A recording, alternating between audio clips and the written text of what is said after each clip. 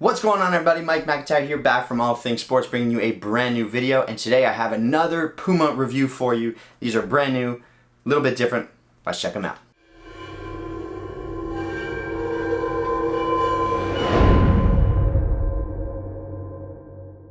Alright guys, thanks for stopping by. As always, Mike McIntyre, All Things Sports, back with a brand new video. Again, you know the drill. If you're interested in any of the merch, t-shirts, or anything like that, be sure to click on that first link down below in the description. We also have the membership option active, so if you want to support the channel, be sure to check that out. And let's get into the unboxing and review of this brand new Puma Ultra 1.2 in this Lazertouch edition pack, I'll call it. So we'll unbox it quickly. Again, in a Puma unboxing, there's really nothing special. It's a blue box, lid, slip the thing open, and boot number 1, boot number 2. So that's it. You don't get anything else. So it is a standard Puma Ultra, except the catch is they've revamped the upper and they've given it a leather upper to mimic a classic, again, stress on the, classic feel because of that leather upper. Now, this is the first time I see them, and straight away my thoughts are, I would not buy these.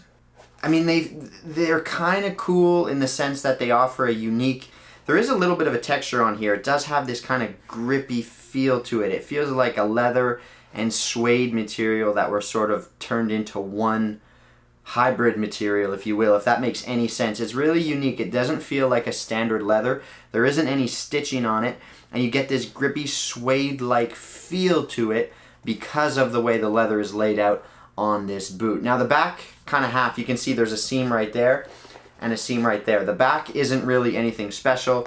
It's, it's not real leather, that's synthetic, but they call it Lazertouch again because they're giving you this Lazertouch. No, I'm kidding. I mean, it's it's a leather upper in the forefoot area, hence the Lazertouch name, to give it a unique name compared to the standard version. The sole plate is the exact same thing. It is an FG AG stud pattern with chevron-shaped studs.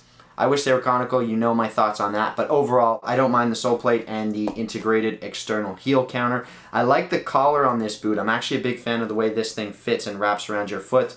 And you have this kind of exposed Evo knit tongue area so that you can stretch the boot open enough to get your foot into it. So I'm a big fan of the Ultra as a silo or as a silhouette. But this model in particular, I'm not the biggest fan of. I mean, it's an all-black boot. You can't really go wrong in a stealth all-black boot option. It's hard to critique that. I personally like some of the colorways and the louder colorways. I like when a boot has something going on to it. This is just very muted. It's very stealth. It's blacked out, which a lot of people like, and it does look good. I prefer, I suppose, the kind of louder colorways. But again, you can't really go wrong with a triple black boot. I don't know about this leather upper. Again, it doesn't feel like a standard leather, and it has this kind of suede, feel to it on top, and it feels good, but I just don't think it's worth it compared to the standard version. I'm a huge fan of the Puma Ultra. The Matrix Evo Knit upper is kind of what the boot is all about. That super thin, super kind of one-to-one feel on the ball, the wider platform. I suppose this will still have the wider fit because it's built on the same sole plate, but just the package that you get in the standard Puma Ultra is one that I'm a big fan of. And on this one, I mean, it does feel a little bit more flexible, I'll give it that, because the nature of this material is a little bit softer and a little bit more flexible compared to the Matrix Evo Knit upper, but that other one is thinner, a little bit lighter, and it does pull in together a really nice package. So we'll slip these on feet to see how they fit and feel. I don't expect them to feel all that different, to be honest, on feet compared to the standard version, but I think you'll notice that little bit of difference in the forefoot area. So let's head over to the turf and we'll talk about the fit and feel. So again, slipping the boot on feet, it does feel like a standard Puma Ultra in many ways. It does suit wide-footed players quite well. I say that in all the other reviews I've done. I think you notice that little bit extra of padding that you get because of the nature of that leather forefoot area. Instead of it being a super thin, synthetic-based kind of textile-based material is what I describe it as.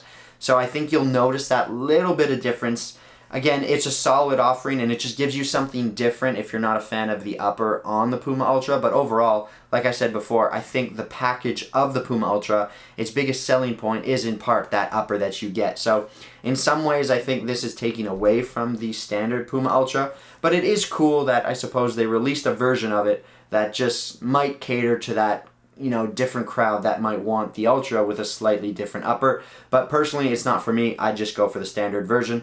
Again, in terms of fit, you can go true to size with Puma. They will fit wide-footed players a little bit better than most other speed boots. So this is a solid option if that's what you're interested in. You can go true to size and have no doubt on the sizing.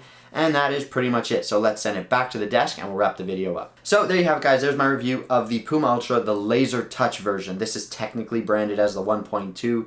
And again, you get the leather upper in the forefoot area as opposed to the standard Matrix Evo knit material that we find on the standard version. The Puma Ultra at 1.2 overall, huge fan. I love the standard version. I love the boot. This model, it's just not the one I would buy. I would go for the standard version. There's nothing wrong with offering a different upper every now and then as kind of a cool, you know, maybe it's a limited edition release or something like that.